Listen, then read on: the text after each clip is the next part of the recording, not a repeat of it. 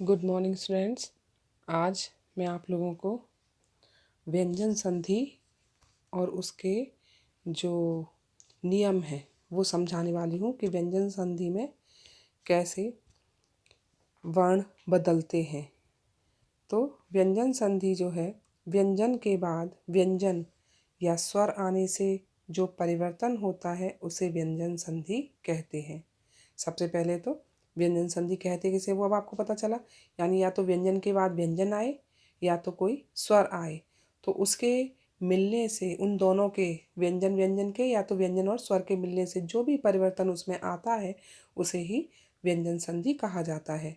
तो व्यंजन प्लस व्यंजन, व्यंजन प्लस स्वर, स्वर प्लस व्यंजन आने पर व्यंजन संधि होती है, जैसा कि मैंने अभी आपको क्लियर किया। ठीक है, अब इसमें नंबर 1 है क। यदि क च ट त प, यानी ये क्या है, ये वर्ग हैं। आपको मैंने सिखाए थे ना वर्ण विचार में, तो ये सारे वर्ग हैं। इन वर्गों का ये पहला वर्ण है। के बाद कोई स्वर किसी भी वर्ग का तीसरा चौथा वर्ण या य र ल व ह हो तो क च ट त प का क्रमशः ग ज ड द ब हो जाता है, यानी कि इन्हीं वर्गों का तीसरा वर्ण बन जाता है, जो कि क्या होते हैं, ग ज ड द ब। आप घर देख भी सकते हैं बाद में। ठीक है, अब संधि आपको यहाँ करके विच्छेद दिखाया, फिर संधि शब्द करके दिया है दिक प्लस अंबर।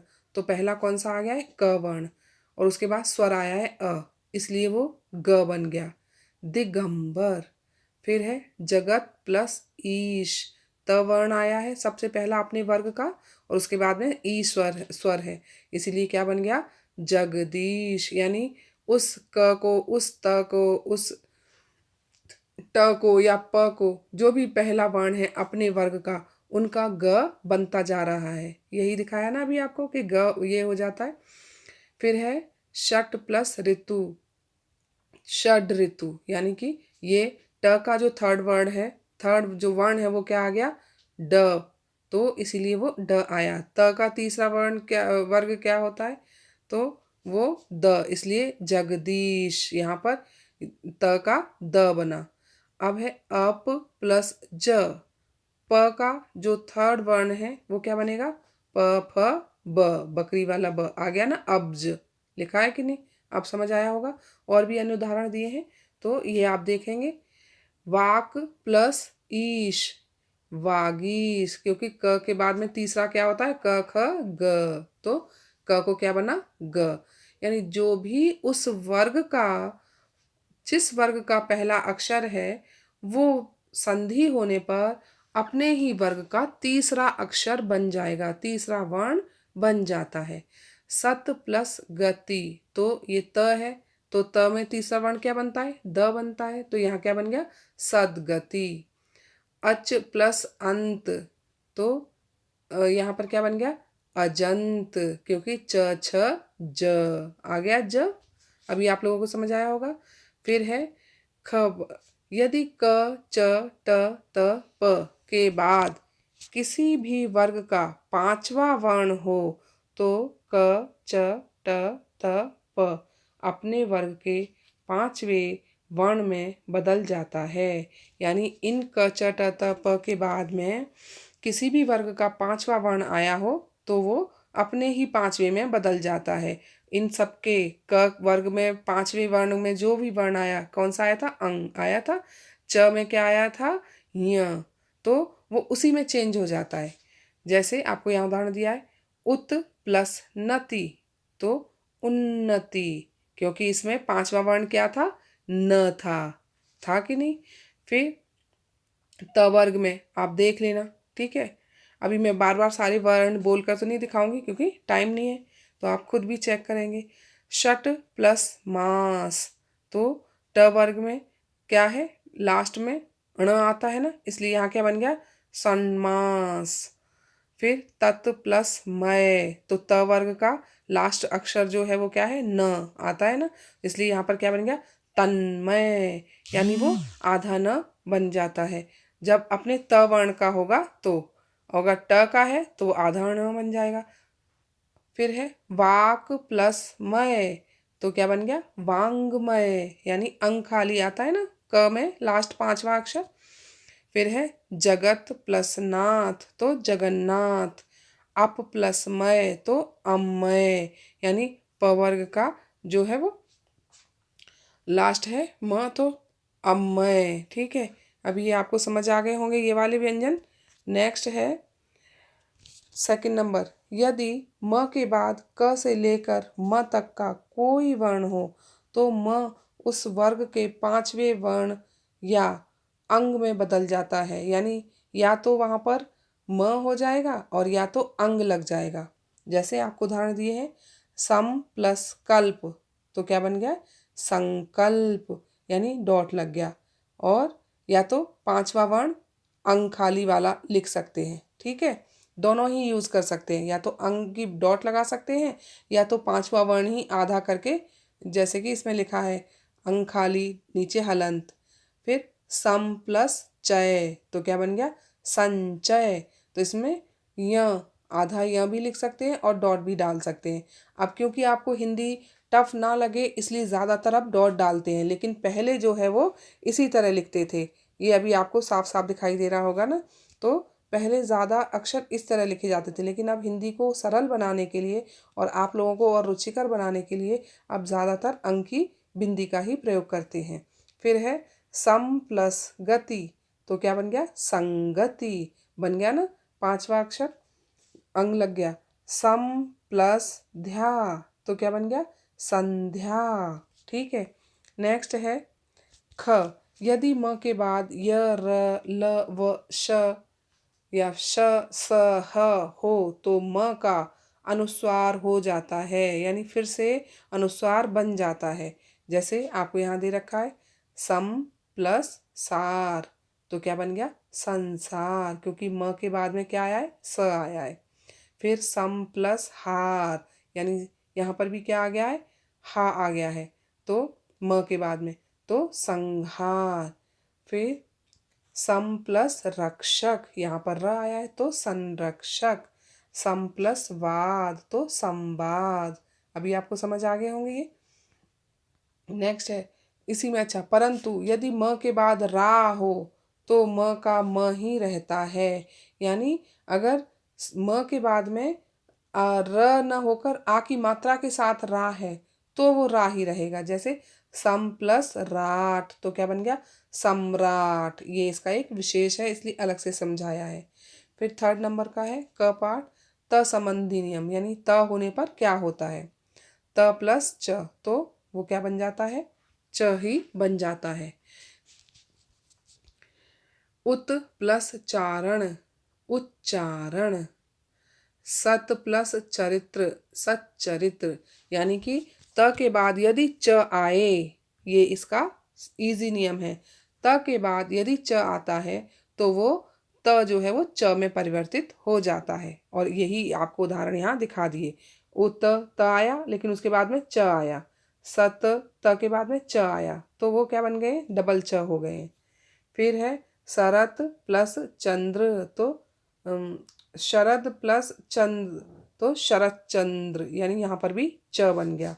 यही इसका एक सिंपल तरीका है याद रखने का कि त के बाद यदि च आए तो वो त जो है वो च में बदल जाता है। फिर अगर त के बाद छ आए तब क्या होता है, तब भी वो च ही बना रहता है, कोई दूसरा अक्षर नहीं बनता। जैसे सत प्लस छात्र, तो क्या बन गया सच्छार्थ, छात्र। और सच्छात्र। फिर उत प्लस छिन्न, तो उच्छिन्न, यानी त के बाद च आए तब भी वो त च बनेगा आधा, त के बाद छ आए तब भी वो च ही रहेगा। उत प्लस छेद, उच्छेद। अब है त के बाद यदि ज आए, अब च और छ को छोड़ करके यदि त के बाद ज आ जाए तो क्या बनता है, वो त जो है वो आधा ज बन जाता है। जैसे च में आधा च बन गया था, अगर ज आ गया तो ज बन जाएगा। जैसे सत प्लस जन, तो सज्जन। उत प्लस ज्वल, तो उज्ज्वल, यानी क्योंकि ज आया है त के बाद इसलिए वो ज में ही परिवर्तित हो गया। विपत प्लस जाल, तो विपज्जाल। ठीक है, फिर अगर त के बाद ड आए तब भी वो ड ही बन जाएगा। उत प्लस डयन तो उड्डयन। ये इजी सा फॉर्मूला है, इनको अगर आप याद रखोगे, ट्रिक है एक तरह की, समझो। ठीक है, इसी तरह से इनको याद रखो कि यदि त के बाद ड आता है तो फिर वो डबल ड हो जाएगा, त के बाद ज आएगा तो वो डबल ज हो जाएगा, आधा ज और पूरा ज। ठीक है, आपको उदाहरण भी नीचे दिए हुए हैं। उत प्लस डयन तो त के बाद ड आया तो उड्डयन। फिर उत प्लस डीन तो उड्डीन। नेक्स्ट है त के बाद यदि ल आए तब भी वो आधा ल हो जाता है। तत् प्लस लीन तो तल्लीन। उत प्लस लंघन उल्लंघन। फिर उत प्लस लेख उल्लेख। यानी यदि त के बाद ल आए तो वो त जो है वो आधे ल में परिवर्तित हो जाता है। अब है इसका ख पाठ। त के बाद यदि ह आए तो क्या बन जाएगा, तो उसको आधा द बन जाएगा। जैसे उत प्लस हृत तो बन गया उद्धृत। अब यदि आपको उद्धृत लिखा है तो अलग अलग करके क्या लिखना होगा, उत प्लस हृत। ठीक है ना, और उत प्लस हृत लिखा है तो मिलाकर क्या लिखना होगा, उद्धृत। पत प्लस हति तो पद्धति। उत प्लस हत उद्धत, ये आपको याद रखनी है। ठीक है, उद्धृत पद्धति। अब त के बाद यदि श आए तो ज़्यादातर ये शब्द जो है वो संस्कृत के हैं और कुछ शब्द हिंदी के हैं, जैसे तल्लीन उल्लंघन उड्डयन, ये आपको हिंदी में भी आते हैं, उल्लेख। लेकिन कुछ शब्द ऐसे हैं तो वो आपको संस्कृत में ही आते हैं, जैसे वो था विपज्जाल, है ना, उड्डीन। ये शब्द जो है वो उच्छिन्न, ये जो हैं वो हिंदी में यूज होते हैं लेकिन बहुत कम, संस्कृत शब्द हैं। लेकिन उज्ज्वल सज्जन ये सारे जो हैं वो हिंदी के शब्द हैं। तल्लीन उल्लंघन। अब है त के बाद यदि श आए तो उस त का जो त और श दोनों को जो है आधा च और छ बन जाता है। ये भी संस्कृत में ही ज़्यादा यूज होता है, जैसे तत् प्लस शिव तच्छिव। तत् प्लस श्वास तो उत प्लस श्वास तो उच्छ्वास। फिर उत प्लस शिष्ट तो उच्छिष्ट। ये संस्कृत शब्द हैं। नेक्स्ट है फोर्थ नंबर। यदि यदि री र श के बाद न हो तो इनके बीच में कोई स्वर क वर्ग प वर्ग या य र ल व तो हो तो वो हो जाता है। माने तो जैसे ये है म प्लस प्र प्लस मान प्रमाण। भर प्लस न तो भरण।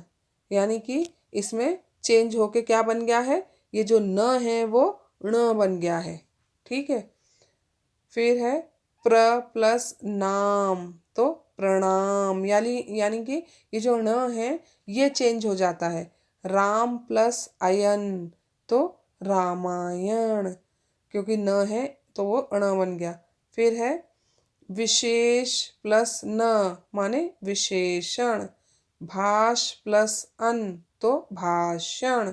यानी जो न है वो ण हो जाता है। ठीक है, वो नेक्स्ट है ख। यदि आ को छोड़कर अन्य किसी स्वर के बाद स हो तो स का श हो जाता है, षटकोण वाला श बन जाता है। जैसे नि प्लस सेध तो सड़क वाला जो स है वो क्या बन गया, षटकोण वाला श, निषेध। फिर सु प्लस समा तो ये भी स क्या बन गया, श, सुषमा। यानी इसमें सब में वो षटकोण वाला श बदल जाएगा। अभि प्लस सेक तो क्या बन गया, अभिषेक। सु प्लस सुप्ति तो सुषुप्ति। ये भी संस्कृत शब्द है। ठीक है, नेक्स्ट है ग। यदि अ आ इ उ के बाद छ हो तो च का आगम हो जाता है, यानी कि वो च लग जाता है। जैसे अनु प्लस छेद तो अनुच्छेद यानी च खुद से लग जाता है। कब? जब अ, आ, ई, उ इन स्वरों के बाद में यदि छ वर्ण हो तभी, अदरवाइज नहीं। ठीक है। अब देखो यहाँ पर अनु उ है ना, उसके बाद में छ वर्ण आया है, इसीलिए च का आगम माने खुद आ जाता है और वो आकर के लग जाता है। अनुच्छेद, स्व प्लस छंद स्वच्छंद, तो च वर्ण का आगम हो रहा है। फिर वि प्लस छेद विच्छेद, आ प्लस छादन आच्छादन। अभी देखा, अब आपको समझ आ गया होगा कि जब भी अ, आ, ई, उ बस ये स्वर अगर हैं और उनके बाद में छ वर्ण है तो च हमें खुद ही उसमें लग जाएगा, आ जाएगा। नेक्स्ट है घ पाठ। यदि र से पहले ह्रस्व स्वर हो तथा र के बाद फिर र हो तो ह्रस्व का दीर्घ हो जाता है तथा र का लोप हो जाता है। यानी कि यदि र से पहले कोई भी ह्रस्व स्वर आया हो और र के बाद में भी फिर से र आया हो तो वो ह्रस्व जो है वो दीर्घ बन जाएगा। ठीक है। और वो जो र आधा वाला था उसको वो लोप होना मीन्स वो खत्म हो जाएगा। जैसे निर प्लस रस, तो र के बाद र आ गया, इसलिए आगे वाला निर का र खत्म हो गया और वो नीरस नीरस बन गया।